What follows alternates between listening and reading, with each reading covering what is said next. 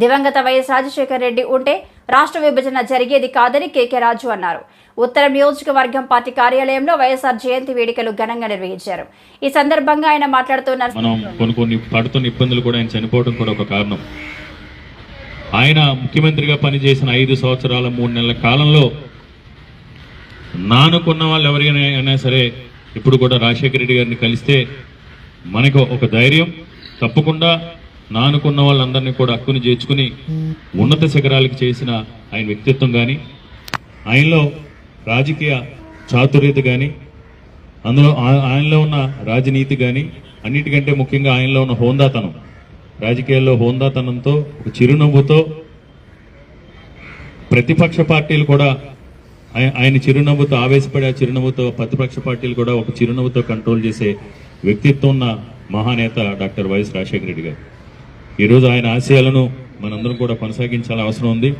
ఎందుకంటే ఆయన నిజంగా ఆయన బతుకుంటే ఈ రాష్ట్రమే విడిపోయేది కాదు. 100% కూడా రాజశేఖర రెడ్డి గారికి కనుక బతుకుంటే ఆంధ్రప్రదేశ్ రాష్ట్ర విభజన కూడా జరిగి ఉండేది కాదు. ఈరోజు ఈ ఆంధ్రప్రదేశ్ రాష్ట్రానికి ఈరోజు అనుక్షణం కేంద్రంతో పోరాటం చేయాల్సిన పరిస్థితులు కూడా దాపరించే ఉండే కాదు. ఈరోజు మన పరిస్థితి చూసాం. 2014 నుంచి 2024 కూడా ఈ 10 సంవత్సరాల్లోనూ కూడా మనకి ఏం కావాలన్నా, సంక్షేమానికి నిధులు కావాలన్నా, అభివృద్ధికి నిధులు కావాలన్నా ఈరోజు కేంద్రం ముందు మొక్కరెళ్లాల్సిన పరిస్థితి వస్తుంది. ఏ గవర్నమెంట్ ఉన్నా సరే ఈ 10 సంవత్సరాల్లోని కూడా కేంద్రాన్ని ప్రసన్నం చేసుకుంటేనే కానీ ఈ రాష్ట్రం విడిపోయిన పరిస్థితుల్లో మనకున్న క్లిష్ట పరిస్థితుల దృష్ట్యా ఈరోజు ప్రతి ఒక్కరం కూడా కేంద్రం ముందు మొక్కరెళ్లాల్సిన పరిస్థితులు ఉన్నాయి. కానీ ఆ మహానేత ఉండుంటే ఈరోజు మనకి పరిస్థితులు దాపురించాయి కాదు. ఏది ఏమైనా రాజశేఖర రెడ్డి గారి తనయుడిగా రాజశేఖర రెడ్డి గారి దగ్గర నుంచి కష్టపడి పనిచేయటం,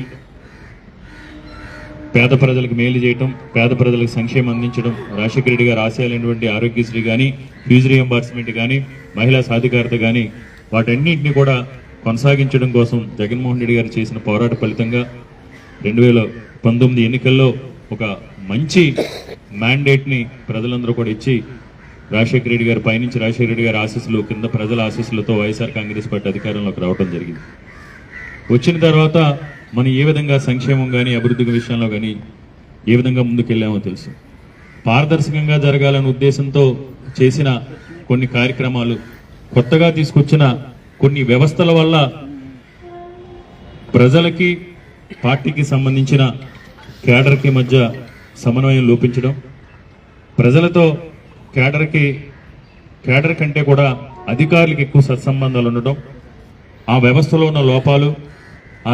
ఉన్న లోపాలని మనం అధిగమించలేకపోవటం వల్ల కేడర్కి ప్రజలకి మధ్యన సమన్వయం లోపించడం, ఆ సమన్వయం లోపించడం వల్ల మనం చేసింది కూడా చెప్పుకోలేని పరిస్థితులు, చేసిన మంచిని, చేసిన మేలుని కూడా ప్రజల్లోకి విస్తృతంగా తీసుకెళ్లాలని పరిస్థితులు, కొన్ని సందర్భాల్లో స్థానికంగా ఉన్న నాయకులు కూడా వైఎస్ఆర్ కాంగ్రెస్ పార్టీ వల్ల, వైఎస్ఆర్ కాంగ్రెస్ పార్టీ ప్రభుత్వం వల్ల ప్రజలకి ఏం మేలు జరిగిందనేది కూడా స్థానిక నాయకులు కూడా తెలియలేకపోవటం, అంటే ధైర్యంగా మా వల్ల ఇది నీకు ఇచ్చామని తెలియని ఒక కమ్యూనికేషన్ గ్యాప్స్, అంటే ఒక అనుసంధానమైన సిస్టమ్ లేకపోవటం వల్ల మనం గడిచిన ఎన్నికల్లో మనం చేసింది కూడా చెప్పుకోలేని పరిస్థితులు.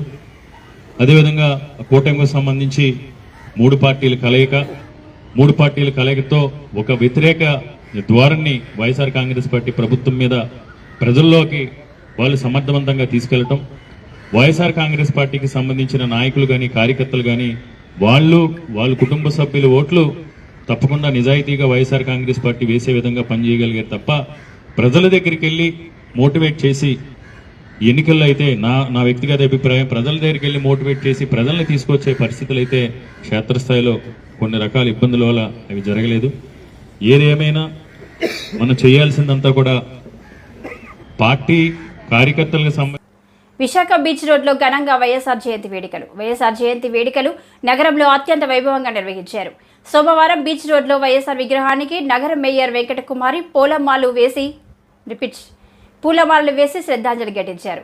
మాజీ మంత్రి గుడివాడ అమర్నాథ్ మాట్లాడుతూ, పెద్దలు శ్రీ వైఎస్ రాజశేఖర రెడ్డి గారి 75వ జయంతి సందర్భంగా ప్రపంచవ్యాప్తంగా ఉన్నటువంటి తెలుగు వారంతా కూడా ఇప్పటికే అనేక ప్రాంతాల్లో, అనేక దేశాల్లో వారికి ఘనమైనటువంటి నివాళులు అర్పిస్తూ వారిని స్మరించుకుంటూ వారి ఆశయ సాధన కోసం కృషి చేస్తామని చెప్పి మాటిస్తూ ఇప్పటికే పెద్ద ఎత్తున కార్యక్రమాలు జరుగుతూ ఉన్నాయి. రాష్ట్ర వ్యాప్తంగా కూడా వైఎస్ఆర్ కాంగ్రెస్ పార్టీ నాయకత్వం శ్రేణులంతా కూడా అనేక సేవా కార్యక్రమాలు, అనేక స్వచ్ఛంద కార్యక్రమాలు చేస్తూ వారికి ఘనమైనటువంటి నివాళులు అర్పిస్తూ ఉన్నారు. మరి ఈరోజు మన విశాఖపట్నంలో కూడా వారి విగ్రహానికి నివాళులు అర్పిస్తూ పెద్దలు సుబ్బారెడ్డి గారు, పెద్దలు బాబురావు గారు, గౌరవ మేయర్ గారు, వేదిక మీద ఉన్నటువంటి పెద్దలందరూ కూడా వాళ్ళు నివాళులు అర్పిస్తూ వారు చేసినటువంటి కార్యక్రమాల గురించి, వారు 5 సంవత్సరాలు 3 మాసాలు ఉమ్మడి ఆంధ్రప్రదేశ్ రాష్ట్రానికి ముఖ్యమంత్రిగా ఉన్నటువంటి కాలంలో ఎంత బలమైనటువంటి ముద్ర తెలుగు రాష్ట్ర ప్రజల్లో వేశారు అనేటువంటిది ఎప్పటికీ కూడా మర్చిపోలేనటువంటిది.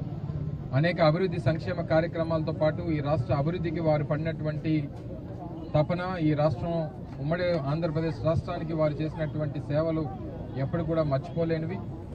అందుకనే జగన్మోహన్ రెడ్డి గారు గడిచినటువంటి 5 సంవత్సరాలు వారు ముఖ్యమంత్రిగా ఉన్నంతకాలం జూలై 8వ తారీఖు అంటే రాష్ట్రంలో ఉన్నటువంటి రైతులకి ఒక పండుగ వాతావరణం తీసుకురావాలని చెప్పి ఒక రైతు దినోత్సవంగా మనం గడిచినటువంటి 5 సంవత్సరాలు జరుపుకున్నటువంటి సందర్భాలు చూసాం.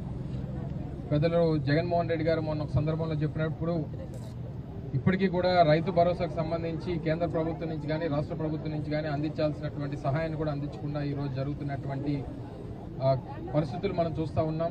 రాజశేఖర రెడ్డి గారి జయంతి అంటే రాష్ట్రంలో ఉన్నటువంటి రైతులకి ఒక పండుగ రోజుగా మనం దాన్ని అభివర్ణించి దాన్ని ఆ రాష్ట్ర వ్యాప్తంగా రైతులకు ఒక పండుగ సందర్భాన్ని తీసుకొచ్చినటువంటి గడిచినటువంటి 5 సంవత్సరాలు చూస్తాం. సరే, ఏదేమైనప్పటికీ ఈరోజు ప్రజలు తీసుకున్నటువంటి నిర్ణయం, ఇచ్చినటువంటి తీర్పుని శిరసావహించాల్సినటువంటి అవసరం ఉంది. తప్పకుండా దానికి అనుగుణంగా రాజశేఖర రెడ్డి గారి ఆశయాలు, వైఎస్ఆర్ కాంగ్రెస్ పార్టీ తాలూకా ఆలోచన విధానాలు, జగన్మోహన్ రెడ్డి గారి తాలూకా నాయకత్వ స్ఫూర్తితో తప్పకుండా రానటువంటి కాలంలో మరింత బలంగా అధికారంలో ఏ రకంగా పేదవాడికి మంచి చేసేటువంటి కార్యక్రమాన్ని చేశామో, ప్రతిపక్షంలో కూడా ఈరోజు రాష్ట్రంలో ఉన్నటువంటి పేదవాడి పక్షాన పోరాటం చేసి ప్రజల పక్షాన జగన్మోహన్ రెడ్డి గారు స్వర్గీయ రాజశేఖర రెడ్డి గారి 75వ జయంతి సందర్భంగా ఈరోజు ఆయనకి ఘనంగా నివాళులు అర్పించుకోవటం జరిగింది. ఈ సందర్భంగా ఈ కార్యక్రమానికి విచ్చేసిన నగర మేయర్ హరివెంకట కుమార్ గారికి, రాజ్యసభ సభ్యులు బాబురావు గారికి, మాజీ మంత్రివర్యులు అమర్నాథ్ గారికి, జిల్లా అధ్యక్షులు కోలా గురువులు గారికి, మాజీ శాసనసభ్యులు నాగిరెడ్డి గారికి, మాజీ శాసనసభ్యులు గణేష్ గారికి, ఈ కార్యక్రమానికి ఇచ్చేసిన వైఎస్ఆర్ కాంగ్రెస్ పార్టీ నాయకులకు, కార్యకర్తలకు అందరికీ కూడా ఈ సందర్భంగా నమస్కారం తెలియజేస్తున్నాం. స్వర్గీయ రాజశేఖర రెడ్డి గారు ఉమ్మడి ఆంధ్రప్రదేశ్ రాష్ట్రంలో కేవలం 5 సంవత్సరాల 3 నెలలే ముఖ్యమంత్రిగా పనిచేయటం జరిగింది. 5 సంవత్సరాలు ముఖ్యమంత్రిగా చేసినా దేశంలో ఏ ముఖ్యమంత్రి ఆలోచించిన విధంగా 5 గొప్ప పథకాలు ఈ దేశంలో ఉండే తెలుగు రాష్ట్రాలకి ప్రజలకి అందించిన ఘనత స్వర్గీయ రాజశేఖర రెడ్డి గారిది. ఉచిత విద్యుత్తు, రైతులకు రుణమాఫీ, ఆరోగ్యశ్రీ పథకం, పేదవాడికి విద్య అందించడానికి ఫీజు రియంబర్స్మెంటు, 108 ఈ 5 పథకాలు స్వర్గీయ రాజశేఖర రెడ్డి గారు 5 సంవత్సరాలు ముఖ్యమంత్రిగా ఉన్న 2 తెలుగు రాష్ట్రాల ప్రజల సంక్షేమం కోసం, వాళ్ళు సుఖంగా సంతోషంగా ఉండేదానికోసం మొట్టమొదటగా దేశంలో మన ఆంధ్రప్రదేశ్ ఉమ్మడి వైసీపీ హయాంలో రాష్ట్రంలో ఎక్కడ చూసినా డ్రగ్స్ ఉండేవని టీడీపీ ఎమ్మెల్యే సోమిరెడ్డి ఆరోపించారు. వైసీపీ నాయకులు ఏం మాట్లాడినా చెల్లుతుందని అనుకుంటున్నారు అని అన్నారు. ఈరోజు ఆయన మీడియాతో మాట్లాడుతూ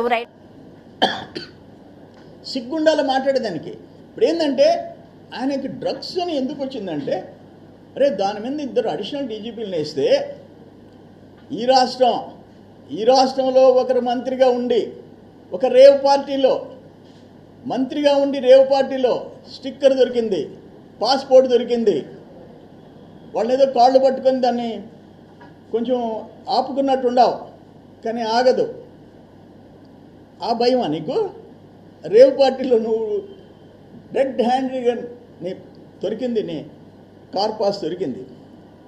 అదేంది జిరాక్స్ కాపీ అంటావు నువ్వు? 2023 సంవత్సరం 2000 సంవత్సరానికి ఒకసారి ఇస్తారు 3 కార్ పాసులు. దాంట్లో 23 2023 పాస్, అది యాజ్ ఇట్ ఈజ్గా వాడుకున్నారు. అది బహుశా ఆ భయంతో కాకాని డ్రగ్స్ గురించి మాట్లాడతాడు. 2 ముఖ్యమంత్రులు, చిన్న బిడ్డలు ఆ డ్రగ్స్తో నాశనం అయిపోతున్నారు వాళ్ళ జీవితాలు అని చెప్పి ప్రత్యేకంగా చర్య తీసుకోవాలని. చెడిపోయింది మీ టైంలో. ఆంధ్ర రాష్ట్రం డ్రగ్స్ ఎక్కడ కావాలంటే అక్కడ దొరికే పరిస్థితి వచ్చింది. పిల్లల జీవితాలను నాశనం చేశారు మీరు. దాన్ని కంట్రోల్ చేయాలంటే దాన్ని కూడా కూస్తావు నువ్వు.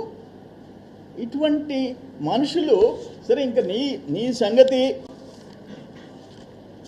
ఒక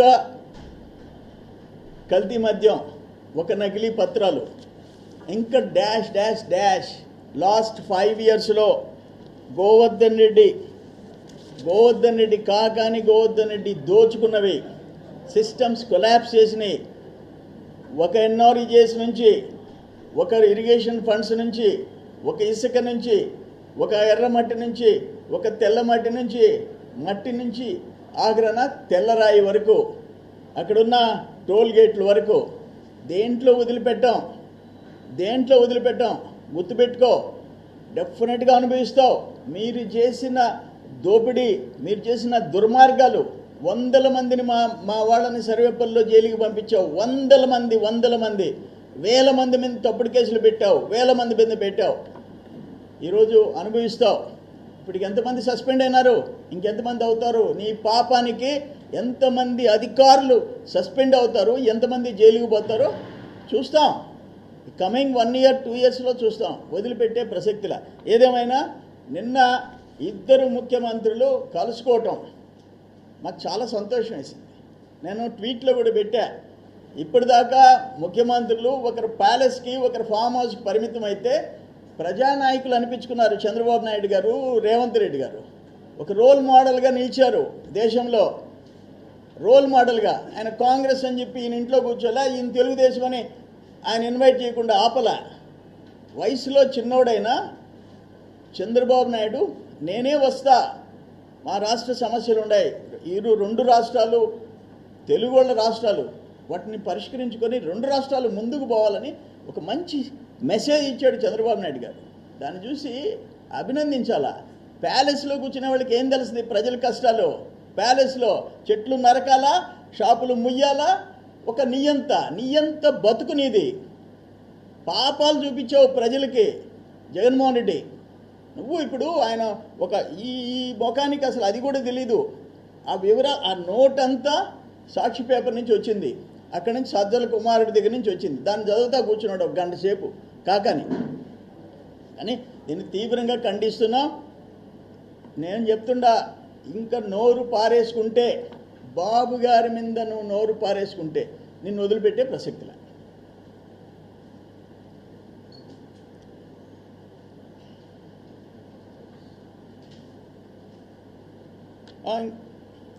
ఇంకా ఎనీ క్వశ్చన్స్? కొరవై వేరే సబ్జెక్ట్స్ తొందరలో పెడతా. మీరు ఏదైనా ఉంటే ప్రశ్నలు అడగండి. రైల్వే కోఆపరేటివ్ అర్బన్ బ్యాంకులో 300 కోట్లాది రూపాయలు గోల్మాల్. ఈస్ట్ కోస్ట్ రైల్వే శ్రామిక కాంగ్రెస్ ప్రధాన కార్యదర్శి ఆర్సి సాహు ఆరోపణ.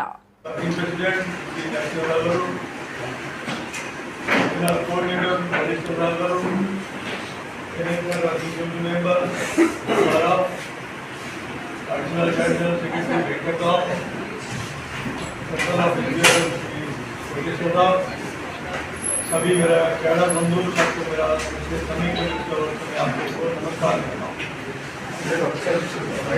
आज आप लोग को मैं ये बोलना चाहता हूँ कि हम लोग का अर्बन बैंक जो है कोऑपरेटिव सोसाइटी, ये हम लोग का अनडिवाइड रेलवे सब सिस्टम जो सब था उसी टाइप से चल के आ रहा है। करीब 1700 करोड़ रुपया का ट्रांजैक्शन बैंक का है। 1,73,000 शेयर होल्डर्स इसका अंदर में है। South east central Bilaspur, south eastern railway Calcutta, east coast railway Bhubaneswar और मेट्रो रेलवे, 4 रेलवे को लेकर बैंक चल रहा है। 2014 तक एक तो लोगों को मालूम नहीं था कि डिविडेंड का पैसा क्या है और डिविडेंड का पैसा मिलता है कि नहीं मिलता है, उन लोग को पता नहीं था। लेकिन हम लोग को इंक्वायरी करके जिसको पहले समय कांग्रेस बैंक का तदारक किया, इंक्वायरी करने के बाद पता चला 2015 से लेकर 2021 तक वो लोग को डिविडेंड पैसा जो देने का है करीब 100 करोड़ रुपया वो नहीं दिया। तो जुलाई 11 तारीख 2021 में हम लोग का प्रेस कॉन्फ्रेंस किया डिवीजन में हेडक्वार्टर प्रोग्राम में, वहाँ हम लोग का सारे चीज बताया। करीब 100 करोड़ रुपया घोटाला कैसा हुआ हम लोग को प्रेस का बताया। बताने का बाद हम लोग को विजिलेंस को लिख के दिया, सीबीआई को लिख के दिया, जनरल मैनेजर को लिख के दिया, रेलवे बोर्ड चेयरमैन को लिख के दिया। देने का बाद इंक्वायरी स्टार्ट। సెంట్రల్ ఆఫీస్ బ్యాగ్స్కి ఎలక్ట్రానిక్ అండ్ ప్రింట్ మీడియా సోదరులకి అందరికీ east coast railway traffic Congress తరఫున ధన్యవాదాలు తెలియజేస్తున్నాను. ఈరోజు ముఖ్యంగా ఈ సమావేశానికి ఏర్పాటు చేయడానికి ముఖ్య కారణం అర్బన్ బ్యాంకులో జరుగుతున్న అవకతవకలను వెలికితీసే క్రమంలో ఈరోజు ఈ పత్రికా సమావేశాన్ని ఏర్పాటు చేయడం జరిగింది. ముఖ్యంగా ఈ నెల 24-25వ తారీఖున అర్బన్ బ్యాంకులో ఎలక్షన్స్కి నోటిఫికేషన్ ఇవ్వడం జరిగింది. దానికి ఈ బాల్టే డివిజన్లో 84 కాన్స్టిట్యున్సీలు ఉన్నాయి.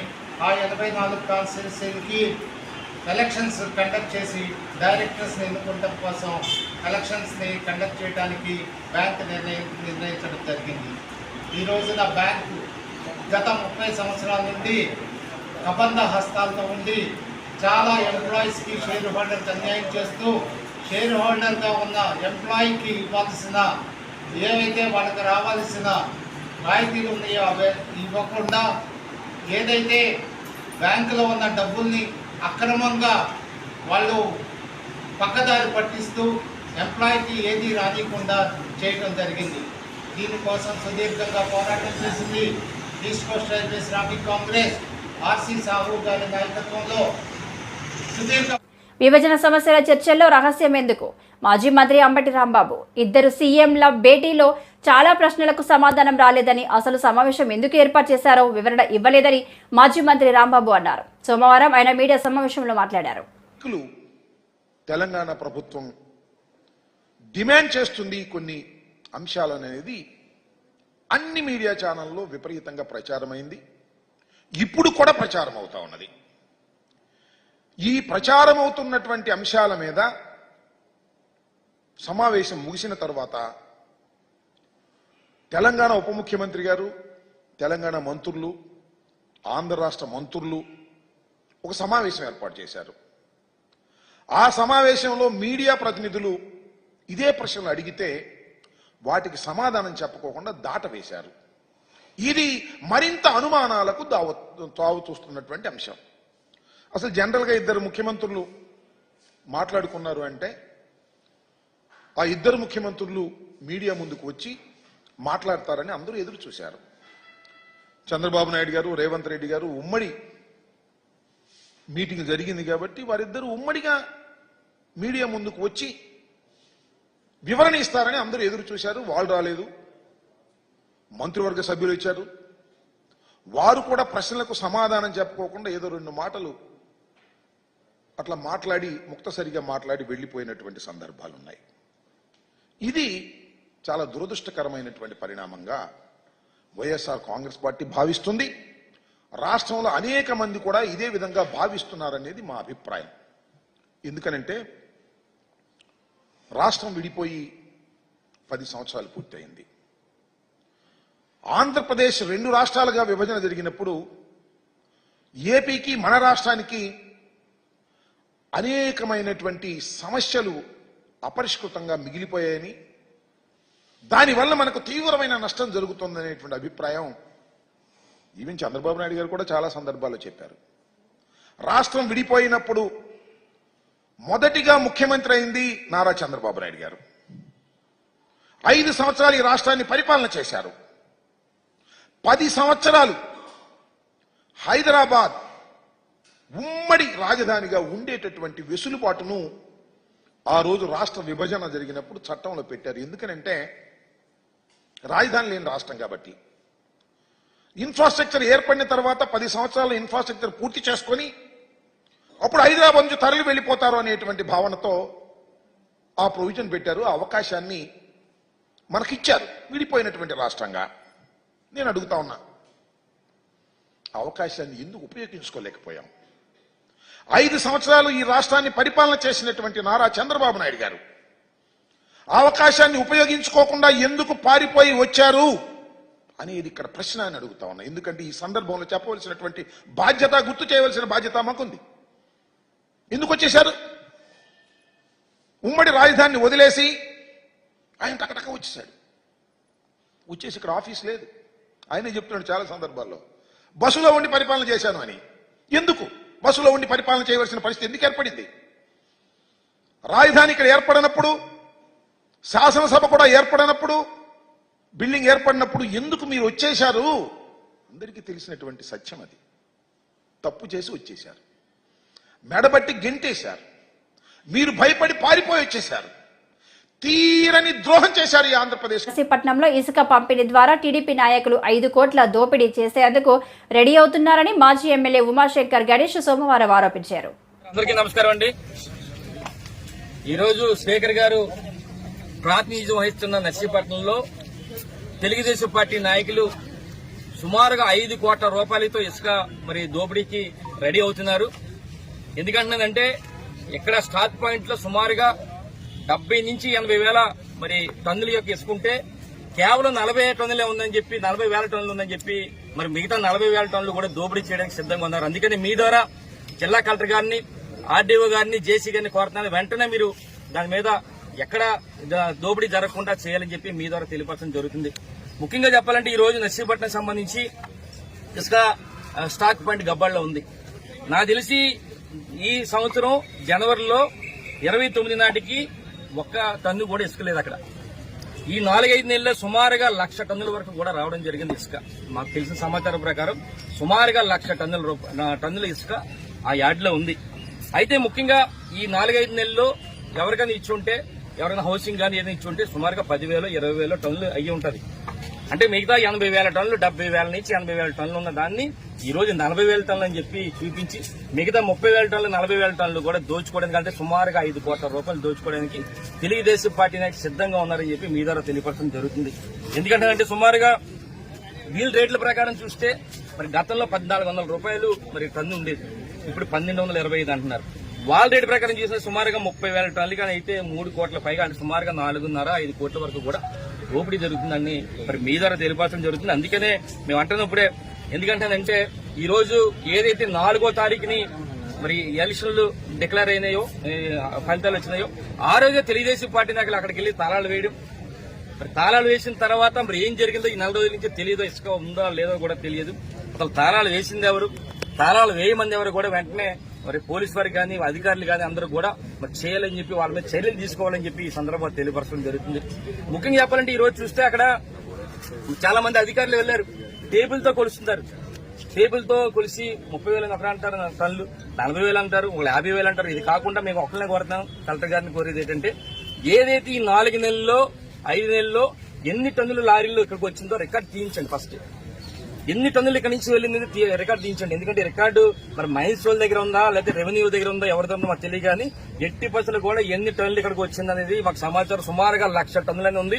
ఇక్కడ చూస్తే 30,000 టన్నులు, 40,000 టన్నులు తప్పుడు లెక్కలు చెప్తున్నారు. కనుక ఎట్టి పరిస్థితులు కూడా సుమారుగా 5 కోట్ల రూపాయలు దోపిడీ జరగకుండా మరి అధికారులందరూ కూడా, కలెక్టర్ గారు, జేసీ గారు, ఆర్డీఓ గారు కూడా